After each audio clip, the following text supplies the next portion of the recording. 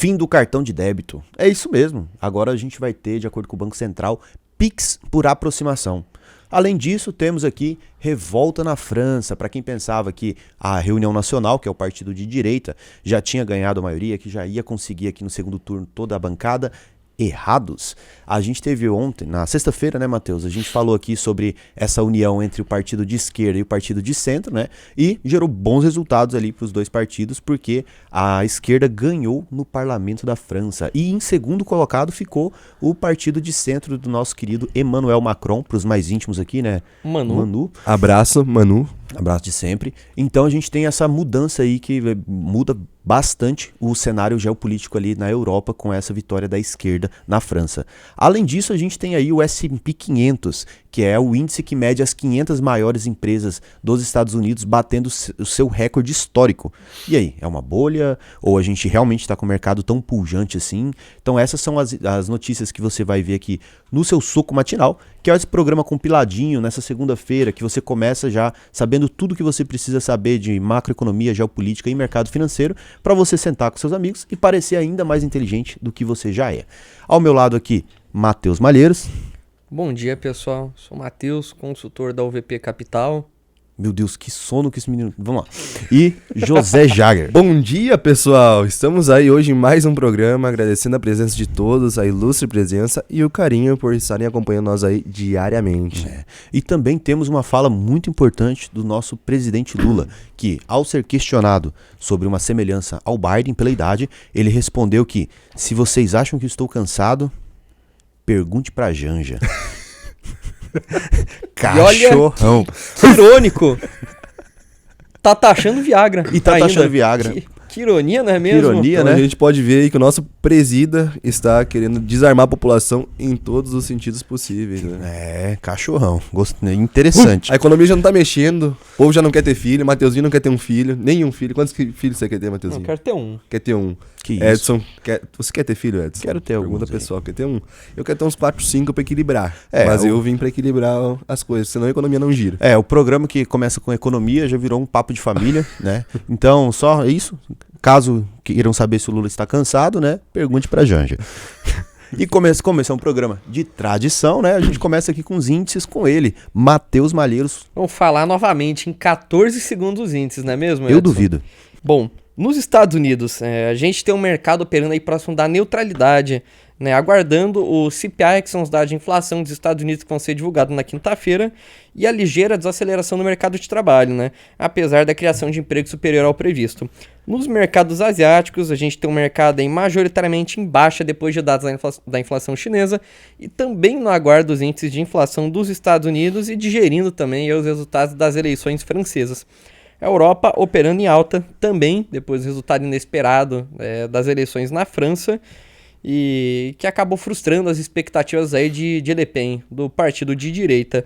Nas commodities a gente tem o petróleo operando em baixa e o ferro também, com estoque alto na China e fraca demanda. E o Bitcoin está operando em leve alta de 0,49%. Indo para as notícias internacionais, né? A gente começa aí as notícias com esse avanço de 1,95% do S&P 500, né? Principalmente puxado aí pela alta nas empresas de tecnologia, né, Matheus? Exatamente. Então, tem o S&P 500 que na semana subiu aí quase 2%, e o Nasdaq ainda que subiu 3,5% na semana. Daí só para esse ponto, né? Por que o Nasdaq subiu mais que o S&P 500? Consegue me dar essa resposta? Eu não. Eu sei que o Nasdaq ele é o índice que mede principalmente as empresas de tecnologia, né? Ela retira ali as empresas que são do mercado financeiro, por exemplo. Exato. No Nasdaq 100, você exclui as empresas do mercado financeiro e ele pega as 100 maiores empresas da Nasdaq, que já é uma bolsa mais voltada para as empresas de tecnologia. Então, na composição do índice, esse setor aí tem um peso maior e é justamente que puxou os altos retornos que a gente teve tanto nessa semana quanto na última década, que pode ser um indicativo de uma bolha, talvez, não é, José? Provavelmente pode ser um forte indicativo aí por uma bolha por motivos de que hoje nas taxas de juros que a gente está tendo lá nos Estados Unidos, sendo pujantes da maneira que estão sendo, é bem possível que seja uma bolha, porque normalmente a gente tem esse crescimento maior em relação às empresas no geral, não só nos Estados Unidos como a nível mundo, quando as taxas de juros estão em menores níveis, por conta que aí as empresas conseguem se financiar de uma maneira mais barata e acabam gerando mais receita, gerando caixa, etc. Esse é um dado engraçado, né, Matheus? A gente tem aí, então, uma alta de juros nos Estados Unidos, né, mantendo ainda o patamar como a gente pensou que poderia ter uma queda, e mesmo assim, a Bolsa norte-americana com esses índices mostrando um recorde histórico, né? Então, não me parece um bom momento para ter um recorde histórico, né? Não parece muito conveniente. Exato, e a questão de valuation até também das empresas. Se for olhar os múltiplos delas, tem empresa aí de tecnologia que já valem 2, 3 trilhões de dólares negociando a mais de 30 vezes lucro. Se a gente for pegar a média, né, do PL, que é esse índice que mede quantos anos de lucro de uma empresa você está pagando por ela, fica aí na faixa de 22, né? Tem empresas já que valem trilhões, né? As maiores empresas do mundo que negociam a 30, 40, algumas aí chegando a 70 vezes. Então, é um valuation muito esticado que não faz sentido, né? Quem comprar, por exemplo, nesses preços, não tem uma perspectiva de retorno muito boa, justamente porque está pagando muito caro. É uma boa empresa, mas pode não ser um bom negócio. Eu acho que um ponto interessante a ser mencionado também, falando em índices, que foi a notícia que a gente puxou aí, é que, para quem não sabe, nos últimos 10 anos, o único índice que conseguiu superar uma rentabilidade real, uma rentabilidade de IPCA mais 6% nos últimos 10 anos aí foi o índice de Nasdaq. Muito que é as empresas de tecnologia que vem crescendo aí na última década de maneira exponencial. Então o povo acha aí o pessoal acha que IPCA mais 6 é uma rentabilidade média baixa, mas é uma rentabilidade extremamente alta se a gente for pegar esse dado aí. E assim, eu tô falando um comparativo de vários índices, tá? Entre a S&P 500, que não passou, o IPCA mais 6, entre a Ibovespa e FIX, e foi um estudo feito pelo professor Michel Viriato, que mensurou esse dado para nós. E quando a gente olha o quanto que essa máxima histórica mostra um PL de empresas norte-americanas tão alto, isso abre os olhos para grandes oportunidades de empresas brasileiras, né? A gente tem aqui empresas brasileiras com bem descontado comparado com esse preço sobre lucro de empresas norte-americanas de tecnologia. Então fica aí uma abertura para principalmente olhar o mercado nacional em momentos assim. Seguindo então para outra notícia internacional, a gente tem aí essa decisão do segundo turno das eleições do parlamento na França, né? Então a Reunião Nacional, que era o partido de direita, aí ficou em terceiro colocado. Olha que engraçado, né? Exatamente. Então nas eleições da França, né, o partido de direita estava esperando conseguir a maioria absoluta, então ter mais da metade de todas as cadeiras, e acabou perdendo para o partido de esquerda e para o partido de centro do nosso querido presidente, né, o Manuel Macron, né, José? É complicado aí, porque quando... É complicado isso aí, né? Complicado. Já dizia Sérgio Sacani, é complicado. Em qualquer governo que acontece essa disparidade muito grande nas cadeiras mensuradas, em qualquer governo aí, a gente vê que não passa nada e nem pode quando acontece esse tipo de coisa aí. Por conta que fica o parlamento muito dividido, igual hoje a gente vê até aqui no Brasil, e acaba que nada aprova. Então, não conseguiram chegar aí os partidos às cadeiras também, embora tenham ganhado na maioria, o partido esquerdo não conseguiu chegar nas 289 cadeiras que precisariam chegar para ter a maioria do Congresso, mas a gente vai ter que aguardar os próximos capítulos aí, ver se eles vão ter alguma jogada estratégica e política para que eles tenham a maioria do parlamento e consigam aprovar aí seus projetos, etc., de uma maneira mais fácil. E ainda passou longe, né? Eles conseguiram só 182. Então vai ter que ter muita negociação ali, principalmente entre o bloco de esquerda e o bloco de centro, né? Que é do presidente Emmanuel Macron. Inclusive, o primeiro-ministro renunciou na França depois de perder as eleições com o partido dele. Então, a gente está aguardando um novo primeiro-ministro aí do bloco de esquerda, né? Do partido que saiu vencedor, com 183 assentos. Não aguentou a pressão. E agora indo para o mercado nacional, né? A gente tem essa notícia aí que basicamente é o fim do cartão de débito aí, né? Para quem ainda não conheceu o fogo e a roda e utiliza do cartão de débito, né?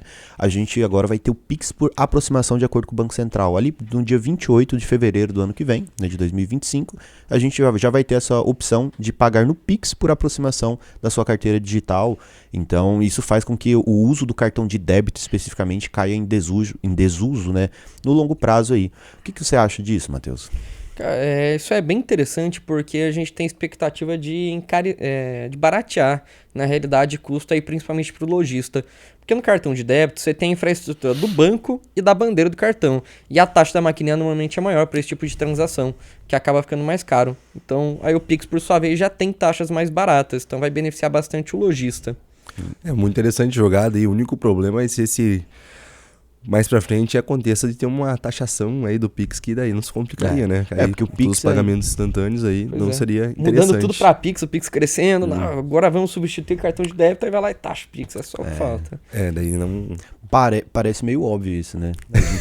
Primeiro, para você conseguir metrificar todas as transações que antes aconteciam principalmente em dinheiro, agora tem tudo no Pix, né? Todas as transações. E além disso, você se concentra ali em um local que o Banco Central pode taxar. Mas, por enquanto, está tudo bem, tudo sorrindo, tudo feliz. Vamos continuar. Isso aí é problema pro futuro. Problema para os nossos eus do futuro. Exatamente. E aí a gente também tem aí o novo parecer da reforma tributária, né? Que a gente tem os pontos mais polêmicos ficando de fora. Com certeza, um ponto muito importante ser observado que agora, igual o Edson comentou no começo do programa, que o nosso presidente vai acabar taxando o Viagra, indo contra aí a taxa de natalidade crescente que a gente poderia ter um dia ou não ter mais. Então, o presidente realmente quer a população desarmada Mas em você todos tá os sentindo, sentidos. né? Você já falou 2 vezes isso aí no programa. Mas como é que Isso não que a fica? gente já tinha falado no último. Sim, eu te falei que eu quero ter 4 filhos antes, né? Você lembra? Como é que não fica, né? Pois é. Então, na reforma tributária tem vários pontos polêmicos, né, que acabaram ficando de fora. Como, por exemplo, as carnes, né, a picanha. Fica isenta aí na cesta básica. O sal também, algumas regras de transição para locadora de veículo, né, lista alíquota de medicamentos, enfim, tem vários pontos que ficaram de fora e que vão entrar em negociação agora nas próximas semanas, né. Então vamos passar aqui uma geral e a gente compilou aqui os principais pontos que ficaram de fora e o que já passou, né. Então, agora, das mudanças que foram propostas aí pelo grupo de trabalho, né, carros elétricos, loteria, jogo de azar e fantasy games vão pagar imposto seletivo, caminhões não vão mais ter esse imposto seletivo, né, o ressarcimento aí, o cashback de imposto vai cair de 75 para 45 dias, vai ter o split payment, né, que já vai dividir o IVA e o CBS. A gente vai ter o Nano Empreendedor agora, né, que é para quem fatura até R$ 40.500 por ano. Né? A gente vai ter a mudança, infelizmente, do Viagra. Né? Vão ter alguns itens aí de saúde para as mulheres, como absorvente, que possivelmente vão ficar isentos. Além disso aqui, o fornecedor do poder público só vai pagar um imposto no momento que receber pelo serviço. Então, aí, para as estações, por exemplo, bares e restaurantes, né, vão mudar de regime e poder usar crédito tributário. Né, voos regionais vão ter alíquota reduzida para 15,9%, mas só se tiver menos de 600 passageiros. Tem a mudança dos FIIs e FIAGROS, que a gente já tinha mencionado anteriormente. Né, o valor de veículo, né, com vantagens aí tributárias para a pessoa com deficiência aumentou para 150 mil.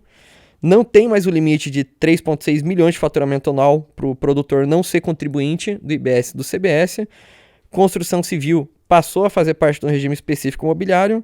E agora vão ter algumas novas hipóteses de redução para a base de cálculo. Isso é o que está, né, sendo proposto de mudança. Mas isso também não está definido ainda. Isso Exato. é só o novo parecer, porque vai orientando aí, e o governo utiliza principalmente isso para medir ali a reação do mercado, a reação da população em relação a esses novos impostos. Então você vai lá, lança o parecer, as pessoas vêm, e aí você consegue ter um sentimento do que as pessoas estão achando dessa nova reforma. Então, Mas olha só que irônico, o Viagra, para armar aí, né, a população que precisa, ele tá tributado. Agora a arma de fogo é isento do imposto seletivo. olha que interessante. Olha que interessante, né?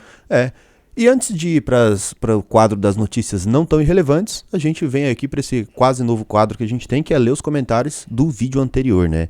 E um comentário que eu separei aqui foi do Felipe Duarte UK, que disse... Meu cliente. Forte seu abraço aí de novo. É, seu cliente mesmo. Meu cliente. Ó. Genial vídeo, querido Teletubbies. Um ótimo fim de semana a todos, com a necessidade da escolha entre menos atividades sexuais ou menos dinheiro do bolso. Felipe, eu não sei se eu agradeço, se eu peço desculpa, eu não entendi no final das contas, mas obrigado pelo comentário aí de sempre. Eu queria também ler um comentário aqui, né? Acho que cada um de nós lê um, sobre o Salva Produtor. É um cara aí, assiste nós assiduamente, acompanha o canal que gosta do conteúdo. Ele falou o seguinte: Manuel Neto é dublador. A voz dele é parecida com o Robson Komode, dublador do Sasuke e do Naruto. Não é a primeira pessoa que me fala isso nos comentários, que eu já vi gente falando da voz do Manuel, que ele é dublador. Então aí a gente consegue ver aí que o nosso ouvinte é um assíduo, um entusiasta de animes. É, com certeza. Igual eu sou, igual o Mateuzinho é também, né, Mateuzinho? O Edson também assistiu Edson Attack on também. Titan agora. Então aí, temos muito em comum só, produtor. Precisar de uma consultoria de investimentos, entre em contato aí que vai ser muito bem-vindo. Eu quero ler aqui um comentário do José Jager Machado, os mais brabos. Brincadeiras à parte, o Luiz Cláudio 4893, deixaram o Power Ranger branco morrer de sede. Né, de fato, o Manuel ficou sem água, por isso que não tá aqui no programa. Morreu de sede na sexta-feira passada. Mas passa bem. Mas passa bem. Indo para as notícias não tão irrelevantes, então a gente tem aí, de acordo com o jornal Valor Econômico, uma possível compra no período de 3 meses agora da Azul comprando a Gol, cara. Olha Pois que- é, Edson. Então, assim, ó, a Gol vai precisar refinanciar 2 milhões em dívidas, bilhões em dívidas, bilhões, não é nem milhões, e juntamente De dólares. com isso, de dólares. E vai ter também, vai precisar ter, na verdade, uma injeção aí de 1,5 bilhões, novamente, de capital aí para conseguir talvez ter uma reestruturação. Hoje, mesmo por mais que a Azul tenha um valor de mercado um valor de mercado de 6 vezes o tamanho do valor de mercado da empresa da Gol, ela também está bem apertada aí com as suas contas, não está muito bem das pernas, a nossa querida Azul. Então, se as duas empresas fizerem a fusão, aí elas vão ter cerca de 60% do market share aí das empresas de voo e aviação aí no Brasil. E isso abre espaço também para, como as duas empresas aí vão fazer essa fusão aí e a Gol já está apertada e a Azul não está bem das pernas, abre um espaço para a Latam baixar suas tarifas, ou seja, as passagens, e fazendo com que também as outras empresas concorrentes acabem tendo que baixar também de soco. Então pode prejudicar as outras empresas aí concorrentes. A gente pode pensar que é uma alavancagem, né, de certa forma. Não, de fato. Por quê, né, que a Latam vai ter espaço? Recentemente eles fizeram a quitação de dívidas bem caras. Então eles estão com um pouquinho mais de fôlego no balanço. Café no bule. Que vai abrir espaço para eles conseguirem abaixar as tarifas. Por quê? Se juntar a Gol e a Azul, a Latam perde a liderança do mercado nacional. Então, se eles abaixam os preços, eles possivelmente conseguem recuperar. E para não perder, a única alternativa aí dessa nova companhia que estaria surgindo seria também abaixar as tarifas. Só que já está alavancada, então tem que torrar a caixa e se endividar no momento que está sendo muito custoso para captar.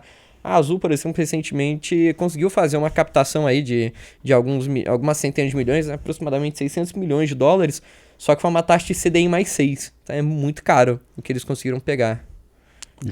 Pode prejudicar também aí a questão do carro de empresa, receitas, etc. Tendo que pagar uma dívida aí de CDI mais 6. Então a gente imagina aí, né, cara, 10,50 aí, vamos fazer uma quantia de padaria, 16,5% de juro ao ano. Exato.